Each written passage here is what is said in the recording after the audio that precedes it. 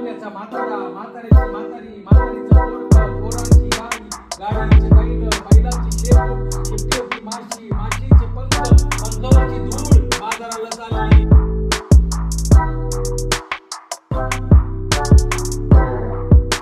मुंबईतल्या लोकांना किंवा या सगळ्या कलाकार लोकांना इथे आणलं इथल्या सगळ्या आमच्या सगळ्याच कलाकार मंडळींना चांगल्या पद्धतीच्या संधी उपलब्ध करून देण्याचं काम केलं.